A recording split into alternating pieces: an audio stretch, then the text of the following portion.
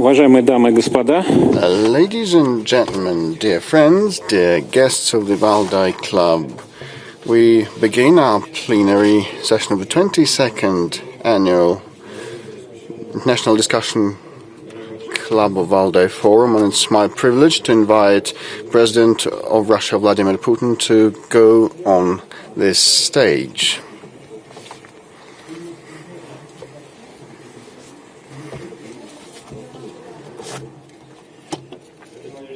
Mr. President, thanks a lot for finding time once again to visit our meeting. The Valdai Club has the great privilege,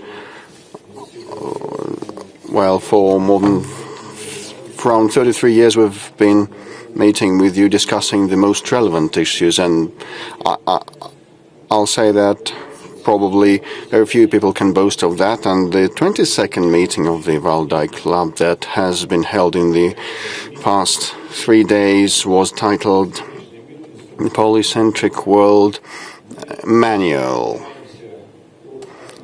We are trying to move from comprehending this new world to some practical matters, to be able to figure out how to live in this world. Now we cannot do that entirely, but we might be sophisticated or advanced, but still users, and you are a mechanical engineer probably of this multipolar world. So we expect some guidelines, some guidance from you of how we can apply our potential.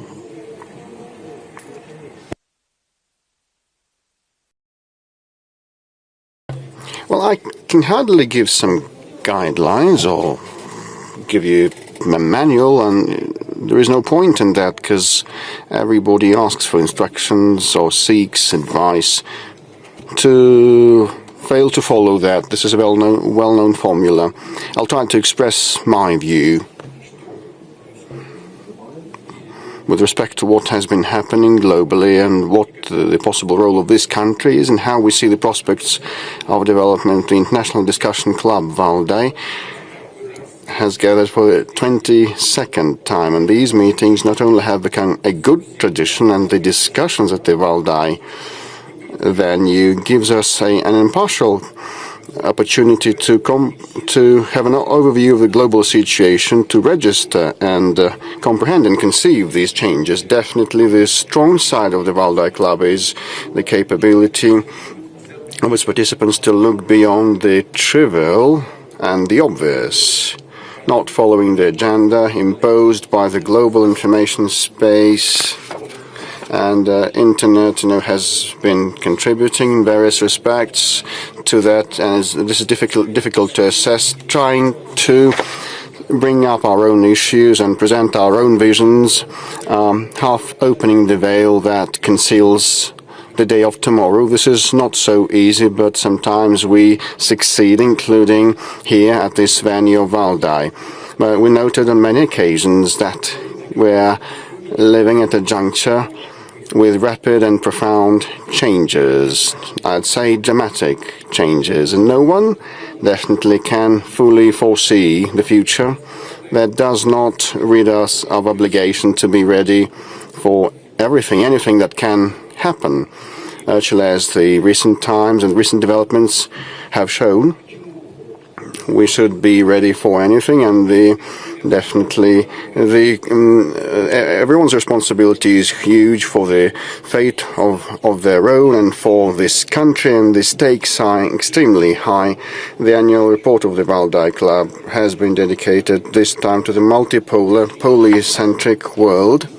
And this topic has long been on the agenda, but now it merits our special attention. I'm in agreement with the organizers. The actual multipolarity defines the frame of reference that the states operate in. I'd like to try to describe the distinctive traits of today.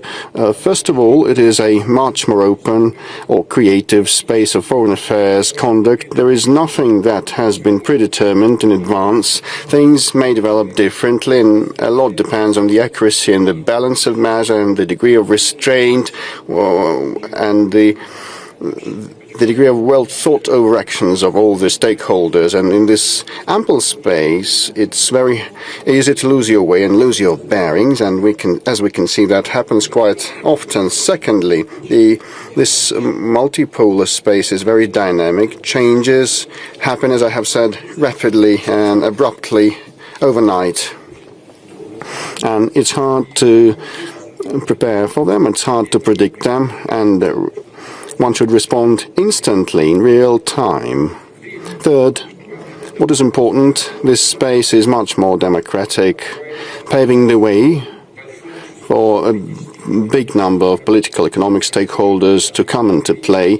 Probably never in history we had that many countries in the global arena that seek to influence the regional and global developments, and a bigger role than ever before is played by the cultural, historical, civilization specifics of different countries.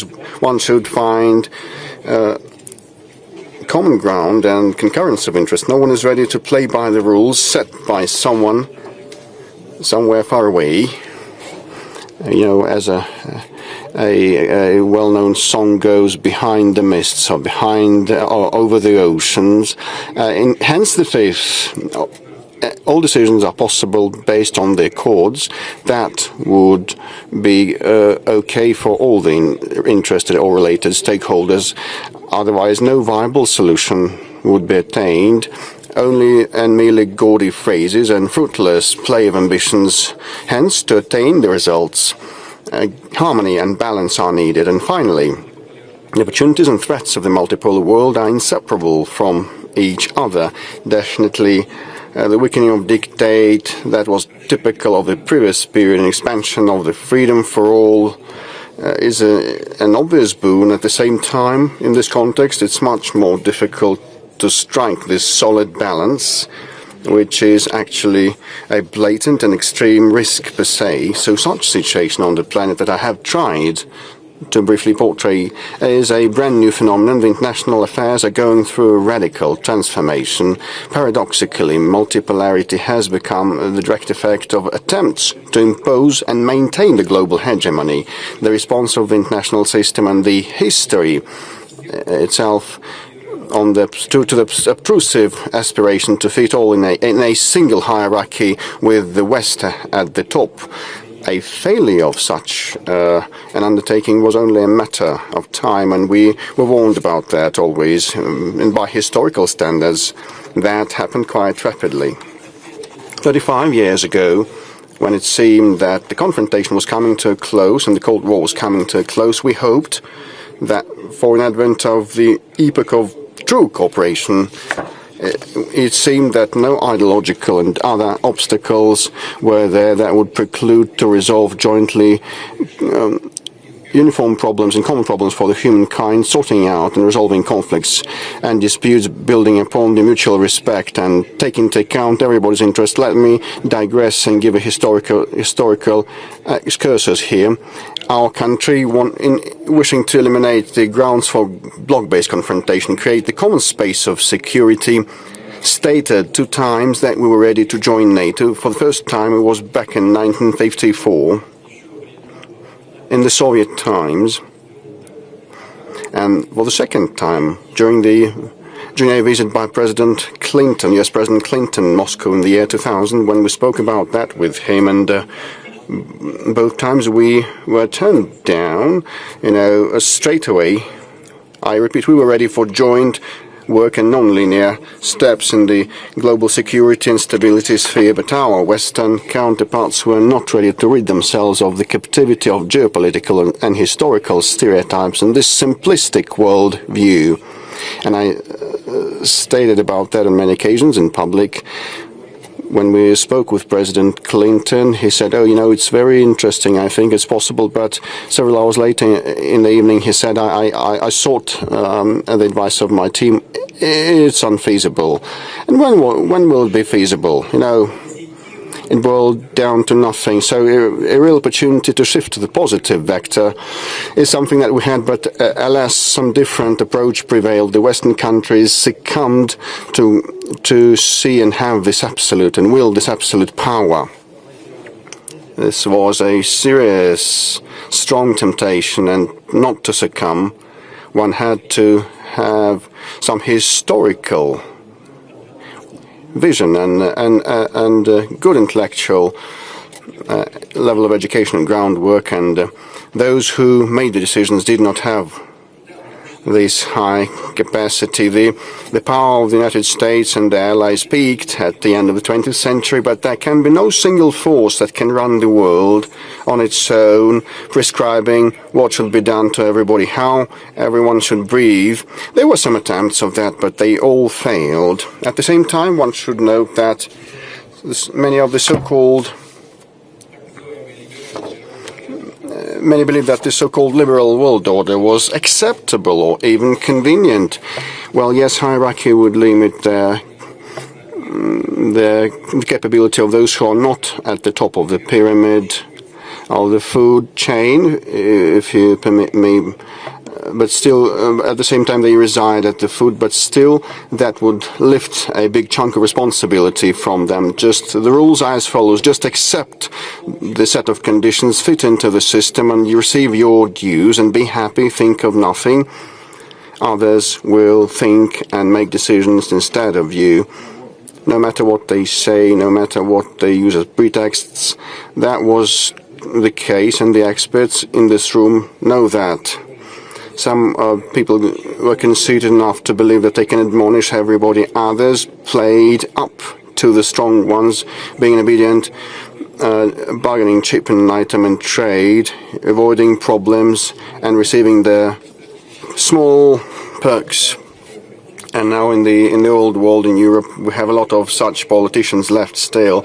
Those who were not in agreement, tried to uphold their interests, were considered kind of weirdos, to put it mildly, and they were told nothing will come out of that, and so you are nothing against our power, an empty spot. The most recalcitrant ones were educated by the self-proclaimed grandees, and without any scruples, and resistance was useless, they said.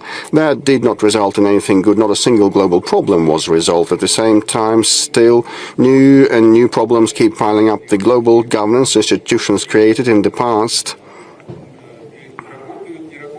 either don't operate and work properly or have lost their efficiency to a huge extent. No matter what capability or potential a single country might have, any power has its limits. And in Russia we know that there is a proverb saying, might makes right. However, there may be a stronger might. There always can be a stronger might. You know, this is the gist of the global developments. There may always be a stronger might. Attempts to control everything around oneself would result in overstraining and overload, and that would impact the internal stability, weaken the internal stability, giving rise to legitimate questions among the nationals of those countries who try to act as grandees. You know, some time ago I heard similar things from our American colleagues who said that we acquired the world but we lost America. I just want to ask a question. Was it worth it? And have they acquired anything at all? The leading Western European societies are now seeing repulsion of the excessive ambitions of the political leadership. The barometer shows that the establishment doesn't want to cede power, and they have been engaged in direct deception of their nationals, trying to use ploys and that are legal borderline cases or are beyond the law. You know, turning democratic election procedures into a farce and manipulating the will of their people is something that they cannot keep doing forever. And that has been happening in many countries. I will not be specific.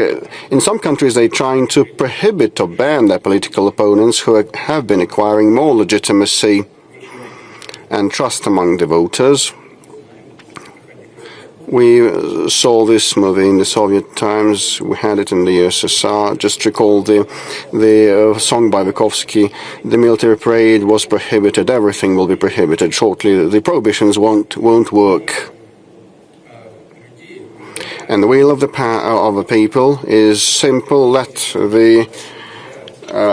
the leadership cater to the needs and the living standards of the people, not chasing chimeras. The United States, where the bottom-up sentiment of the people led to a radical change of the political vector, is a vivid example, and these examples can be contagious.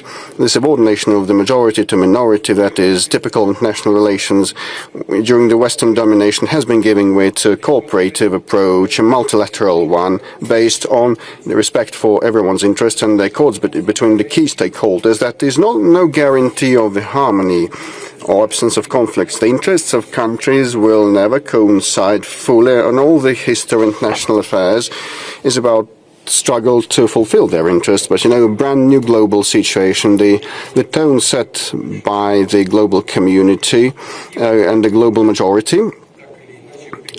Let us hope that all the stakeholders will take each other's interests into account while coming up with regional and global solutions. No one can attain their goals on their own in isolation. The world, despite the aggravation of conflicts and the crisis of previous model of globalization, fragmentation of the global economy, is a holistic, interrelated place.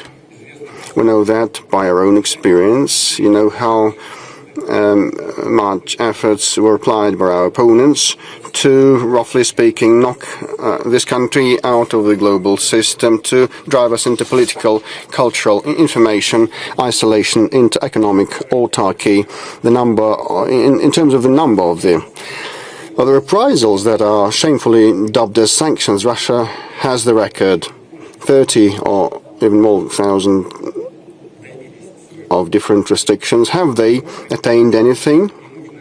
I think that people around the room know that these efforts failed altogether. Russia has demonstrated the highest degree of resilience and ability to withstand intensive global pressure that would ruin an entire country, not only an entire country, but coalition of states. And we take pride in that. We're proud of our country, of Russia, and our people and our armed forces. But I want to mention something else. It turned out that the global system, where they want to squeeze us out of, will not let Russia go, because Russia has become a weighty part of the global equilibrium and balance, not only because of its territory and the people and defense and technological industrial capability and its minerals, its reserves. All those things I have just enumerated matter a lot. These are very important factors, but most importantly, it is so because the global equilibrium and balance cannot be established without us, neither economic or strategical or cultural, logistical, no type of balance. I believe that those who tried to destroy that, well, got to know. Some are still obstinate in their desire to have their way, inflicting, as they say, the strategic defeat on this country. Well, okay, if they don't see the fact that this plan is doomed, if they're stubborn enough, well, I hope that life will show them, and the most stubborn, short-witted ones will understand. We heard numerous clamors about full blockade and threats about blockade, trying to make Russian people, as they said, and they had no scruples in saying that they wanted to make the Russian people suffer. And they came up with figmental plans. I think, ain't it time to calm down and look around and understand the real situation and try to build relationships in a different way? We also know the polycentric world is very dynamic. It seems brittle and unsustainable because you cannot establish the state of things forever, defining the alignment of forces. There are multiple stakeholders and processes and non-symmetrical forces, complex ones. Everybody has their own strengths and competitive edges that create unique combination and composition in each of the cases. The world of today is a sophisticated, multifaceted system. To comprehend it correctly, Simple laws of logic or cause and effect ties will not suffice. Complexity philosophy is what is needed, something similar to the quantum mechanics that is much more sophisticated than the classical physics. At the same time, thanks to this complexity, the overall negotiability has a trend to go up. The linear unilateral solutions are impossible. Non-linear multilateral ways require considerable professional, impartial and creative, sometimes non-standard diplomacy. I'm convinced that we will witness a certain renaissance of the high diplomatic art. And the essence is about the way to pursue dialogue, coming to terms with the neighbors and single-minded stakeholders, and which is more difficult, come to terms with your opponents. In this spirit of the diplomacy of the 21st century, the new institutions have been developing, the expanding BRICS group and the major regional entities like Shanghai Cooperation Organization in Eurasia, and more compact but no less important regional groupings. There are numerous appearing around the globe. You know about them quite well. All these new structures are different, but they are united by the same trait.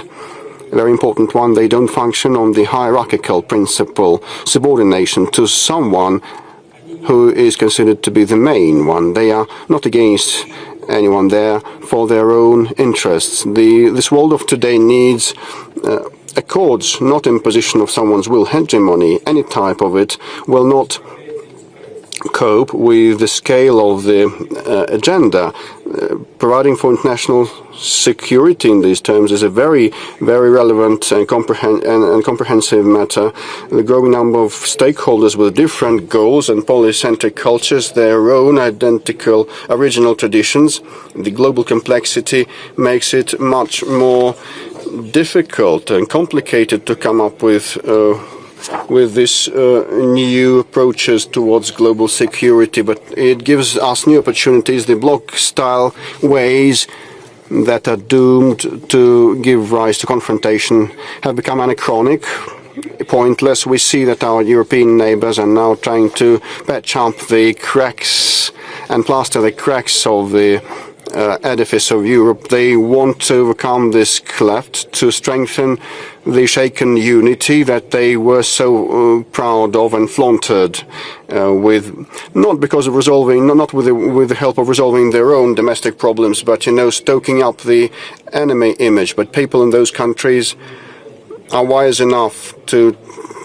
take to the streets, and despite they stoke up situation at the outer border, they try to recreate the well-known enemy that they invented hundreds of years ago, Russia. And many people in Europe do not know what's so horrible about Russia. Why should they tighten their belts countering Russia, forgetting about their own interests, sacrificing them and acting in their own detriment? But the ruling elites of the United Europe try to stoke up hysteria. They say that the war with the Russians is in the offing, and they keep repeating that gibberish over and over again. I look and hear what has been said. I'm bewildered. Can they be serious? Can they believe in what they're saying, that Russia is trying to attack them? This is impossible to believe, and they try to convince their own people of that, and they may be non-competent. Either non-competent if they believe in that, because it's impossible to believe in this nonsense, or they may be decent enough, because they do not believe in that themselves, but try to convince their own people. Just calm down and sleep quiet and try to get to grips with your problems. Look at what has been happening at the European streets, what has been happening with the European economy and industry, huge crisis in their culture and identity, huge debt burden and growing social welfare system, the migration that has been out of control, growth of violence, radicalization of leftist, ultra-liberal, racist, marginal groupings. Look at Europe being relegated to the periphery of the global competition. We all know that the threats, aggressive threats towards Russia that Europe has been trying to intimidate itself with are far-fetched. And the auto-suggestion is a dangerous thing, and we cannot, unfortunately, fail to pay heed to that, and we must take that into consideration because of the need to sustain our defense and security, and we're looking at the militarization of Europe that has been gathering pace. Are these plain words or simple words or lip service, or is it serious? Because they say that the German army should be the most powerful in Europe. Okay, we have been listening to that attentively and eyeing that closely, trying to figure what they actually mean. I believe that no one has any doubts that the response of Russia will not be long in coming. The response to such threats will be, to put it mildly, quite convincing. This is about the response. We never initiated any military standoff. It's pointless, uncalled for, and absurd. It would drive us away from resolving real problems and challenges, and the societies sooner or later will bring their leaderships to account for ruining and ignoring their needs and aspirations and hopes. But if someone has a desire to rival with us in the military sphere, okay, go for it. Endeavor. Russia proved on many occasions when threats to our peace and security come to the fore, and threats to our sovereignty and our statehood, we are swift in responding. No, you should not provoke us. Never ever did it end badly for the provocateurs, and no exceptions will happen in future. There will be none. Our history proved that weakness is unacceptable because it gives rise to temptation, to a delusion that anything may be resolved with us, and they may have their way from the position of force and indecisiveness and weakness. Russia will never demonstrate that. It is something that we will never demonstrate. Those who cherish the dream of inflicting a strategic defeat of us, let them know that. And those speaking actively about that, well, some of them are far away, others, have passed away. There are no objective reasons related. There are very many reasons related to the man-made or social nature. So it's no use spending forces and energy on artificial, contrived contradictions. This is wasteful and silly. International security is so multifaceted and indivisible that no delimitation of values can split it. Only meticulous, all-round work with the involvement of different partners, building upon creative approaches, can help resolve this very complex security equation in the 21st century. And there are no more or less important elements. It is all resolved in concert. As a whole, our country has been upholding for the indivisibility of security principle. I said on many occasions that security of some countries cannot be at the expense of others. In this case, there will be no security for anyone. Saying this principle coming into play is something that will fail. To do the euphoria of those who had lust for power, who believed themselves to be the winners of the Cold War, brought about the desire to impose unilateral ways and approaches and their thoughts about this current situation, and that gave rise to many conflicts like the Ukrainian ones, and became the root causes of many conflicts in the late 20th to the early 21st century. Now no one is safe as a result of that. We should come back to the origins and correct the mistakes made, but the indivisibility of security today, unlike in late 80s and early 90s, is a much more complex phenomenon. It's not only about the military and political balance and the consideration of each other's interests. Our security The security of humankind depends on our capability to respond to challenges that stem from man-made and natural disasters, technological development, new rapid social demographic information developments. All those things are interrelated, happening on their own in an unpredictable way, having their own intrinsic logic and laws, and sometimes not in coordination with the will and expectations of people. The humanity risks to be left behind in this situation as a side observer, not being capable of ruling the situation or managing the situation. This is a systemic challenge for all of us, and definitely this is an opportunity for all of us to work together. There are no off-the-shelf answers, but I believe that to resolve global challenges we need first to approach them without this ideological predetermination, without didactic tone. In this spirit, I'll explain how it is done to you. Secondly, it is important to understand that this common, indivisible affair that requires joint work of all the countries and nations, each culture and civilization should make their own contribution, because allow me to reiterate, on our own, nobody knows the right answer. It can be fostered only in the process of joint constructive search, by uniting and not dividing our efforts and national experiences of different states. Allow me to repeat myself. Conflicts and clashes of interest have existed and continue to exist, and they will exist. The issue is how we solve the multipolar world, as I've already mentioned, is the return to classic diplomacy, where the key to resolution is through mutual understanding, mutual respect, and not coercion.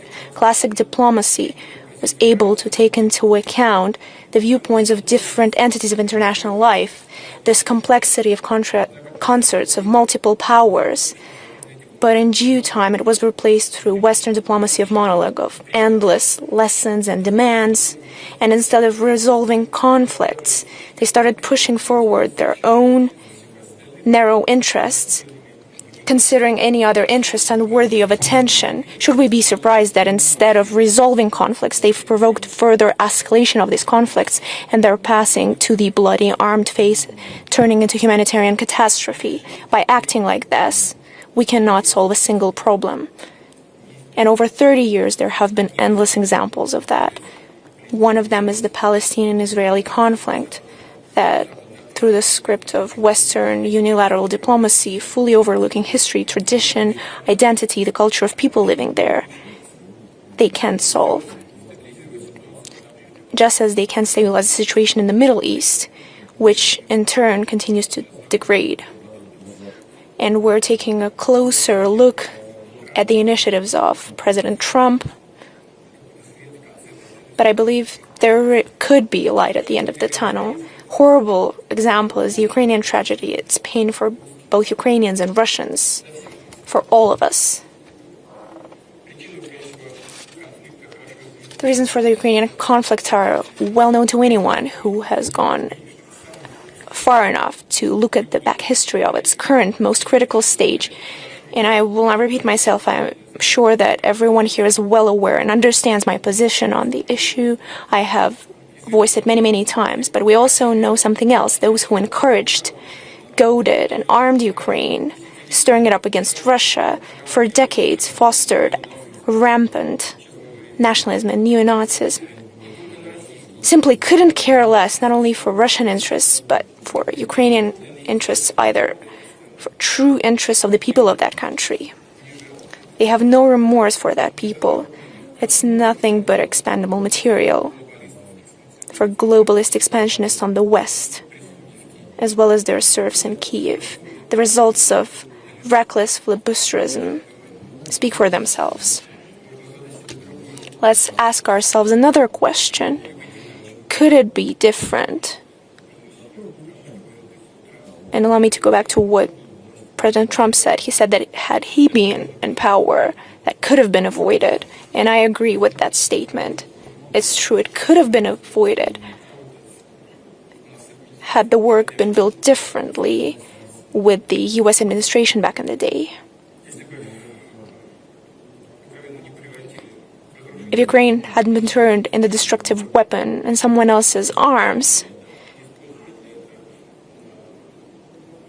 Had they not used the Northern Atlantic bloc approaching our borders, had Ukraine preserved its independence, its true sovereignty? And another question, how should we have resolved bilateral Russian-Ukrainian issues that were obviously consequence of disintegration of a massive country and complex geopolitical transformations? I believe that even the disintegration of the USSR had to do with the position of the Russian leadership back in the day to get rid of any ideological confrontation, hoping that now that we've dealt with communism, now we will build a true flourishing world. No, but it seems that there are other factors at play, geopolitical and factors of different kind, and ideological clashes had nothing to do with it. How should they be resolved in the polycentric world? And how would the situation in Ukraine be resolved? Its different poles would test out the situation of the Ukrainian conflict for themselves. These potential pressure points, rifts that exist in their own regions, and then the collective response would be much more responsible and reasonable. At the basis of resolving would be the understanding that all the participants of this complex situation have their own interests. They're grounded in objective and subjective circumstances. They must not be overlooked. Efforts of all countries in their quest for security and development are legitimate. Of course, this applies for Ukraine, for Russia, and for all our neighbors. It's the states of the region who should have the final say in creating the regional system. It's these countries who have the best chance at agreeing on a universally acceptable model of cooperation because it affects them directly. It is of their vital interests. For other countries, this situation in Ukraine is a bargaining chip in a different, much larger game, their own game. And generally, that game has nothing to do with specific issues of countries, or in this case, for that country or those countries involved in the conflict.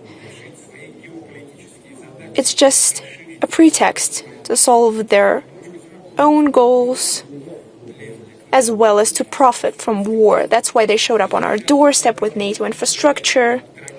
For years they sat idly by, gazing at the Donbass tragedy, the genocide, at the extermination of Russian people at our ancestral historical lands that started in 2014 after the bloody coup d'etat in Ukraine. In contrast to this behavior that was demonstrated by Europe and until recently the US, is the conduct of the global majority states. They refuse to take sides.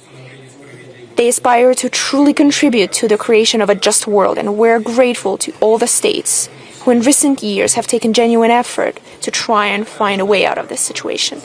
These are our partners, the founders of BRICS, China, India, Brazil, South Africa, the Belarus, North Korea. These are our friends in the Arab Islamic world.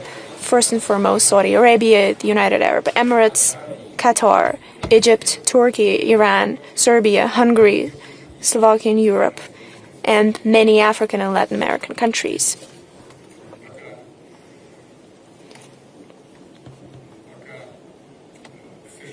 Unfortunately, so far we haven't been able to stop the hostilities, but the responsibility for that lies not on the majority for this inability, but on the minority, first and foremost Europe, who continue to escalate the conflict. And I believe there is no other goal over there. At the same time, I believe that goodwill shall prevail, and we have no doubt about this. I believe that the situation is changing gradually in Ukraine. No matter how brainwashed people may get, there are still some shifts in their ideology, and in other parts of the world as well. At the same time, the phenomenon of the global majority is a new development in the international life. Allow me to say a few words about that as well. What is its purpose? That the overwhelming majority of states is aimed at implementing their own civilized interests, the main of which is its balanced progressive development. And it seems that it should be natural, that's how it's always been.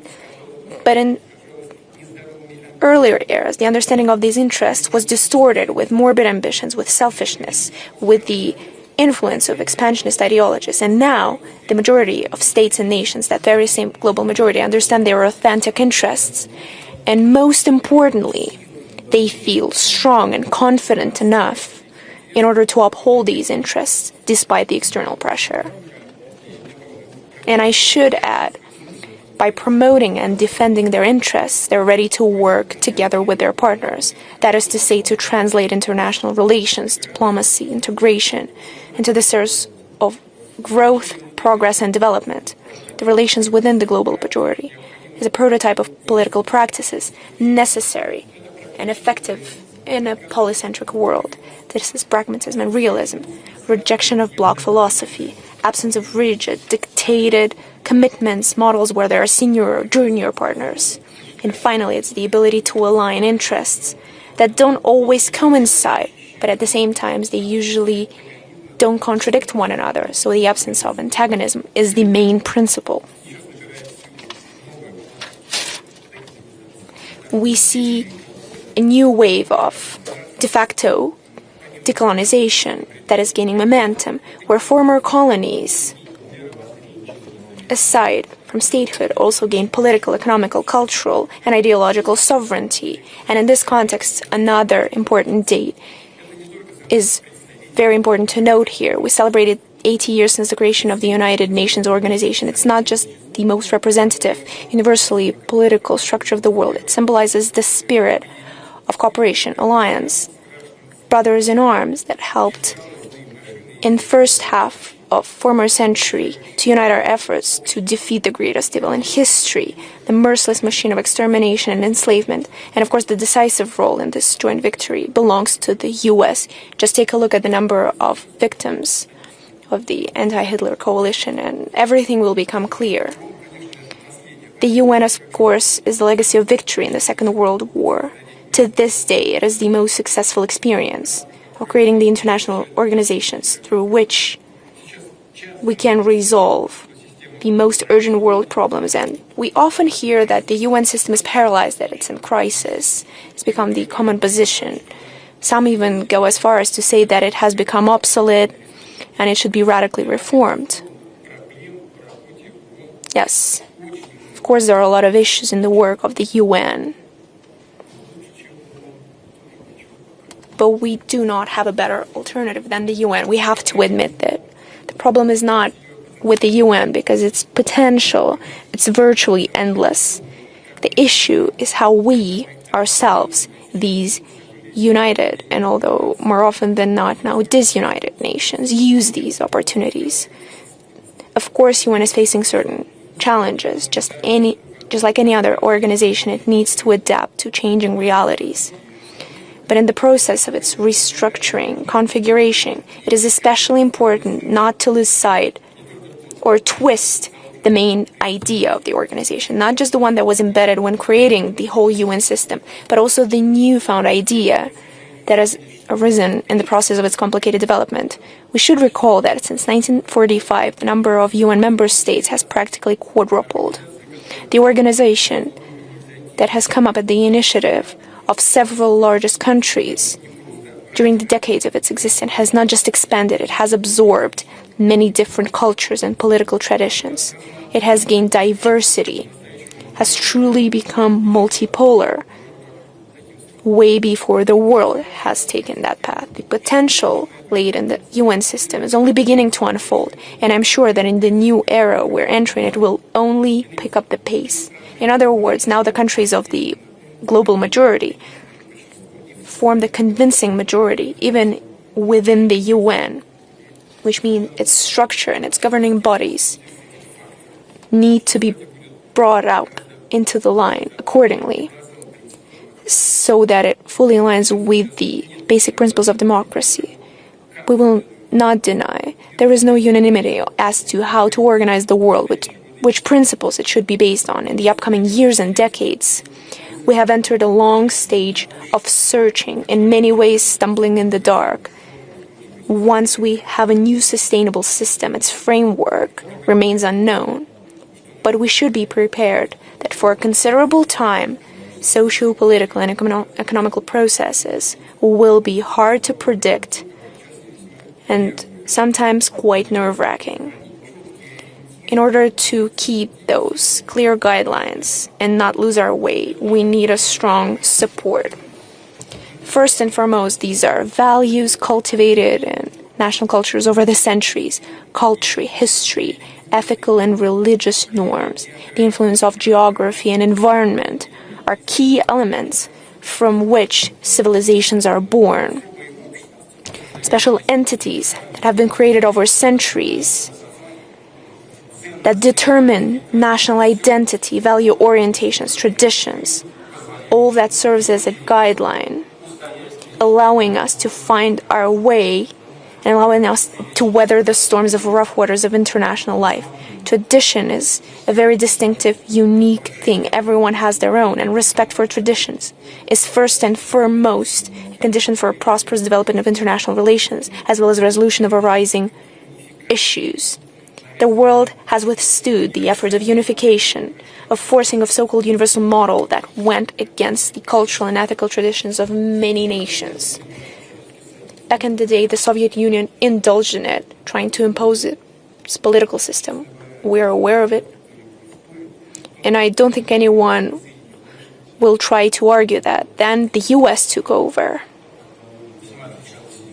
But the Europe has come up big as well. But in both cases, nothing was achieved. Perfunctory, extrinsic, artificial, something imposed doesn't last long. And those who have respect for their traditions usually doesn't encroach on others. Today, against the backdrop of international instability, it is especially important to lay your own groundwork of development that is independent on the international whirlwinds. And we see how many countries and nations turn to these foundations. And it's not only happening in the global majority states, but in Western societies as well. If everyone operates and follows these principles, taking care of themselves without wasting effort on unnecessary ambitions, turns out that getting along with others becomes much easier. I would like to give you an example of cooperation between Russia and the US. Of course, our countries have a lot of differences, and our views on many world issues differ. And for large powers, it's natural, it's normal. Most importantly, it's how we overcome these differences. And the current White House administration speak directly, firmly, using point-blank statements without being hypocritical. It is especially important to understand what the person wants, instead of trying to drown in the series of ambiguities, in these misty hints. And we understand that President Donald Trump and his team are operating on the interests of their countries as they see them. This is a rational approach, but at the same time, we need to admit that we have the right to operate based on our own national interests, one of which is the restoration of full format relations with the US. And no matter the differences, if we treat each other with respect, then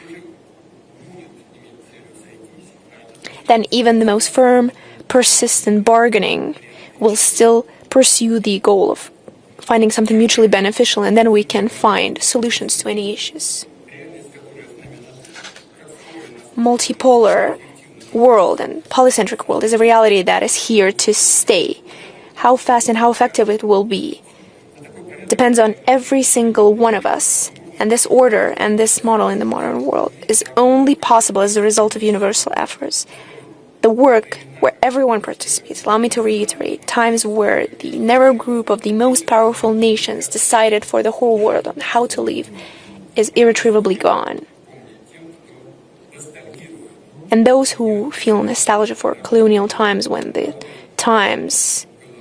people were divided into those who are equal, or those who are more equal than others, should remember that. This is a famous quote from Orwell's dystopia. We in Russia were never known for such racist approach to other countries, nations, cultures. It has never been our course, and it will never be our course. We advocate for polyphony, diversity, symphony of values. One-color world would be a dull place. Russia's path is tumultuous and it's full of unexpected turns. The formation of Russia's statehood is a constant overcoming of colossal historical challenges. That is not to say that other states were brought up in house conditions, but at the same time Russia's experience is quite unique, just as the country that's been brought up in it. And we're not trying to pretend that we're exceptional or supreme. That is just a statement of the fact and of our identity. We have survived a lot of shocks, given enough food for thought, both negative and positive. And we're living in a quite ambiguous international situation that is non-linear.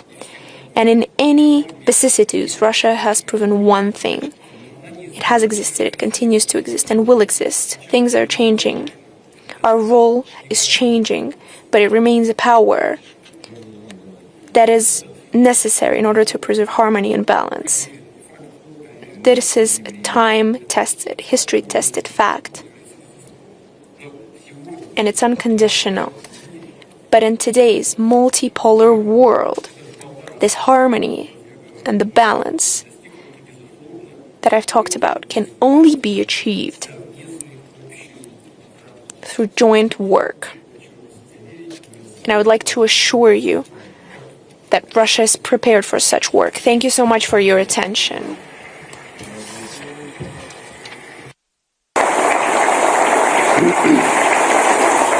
Спасибо. Thank you.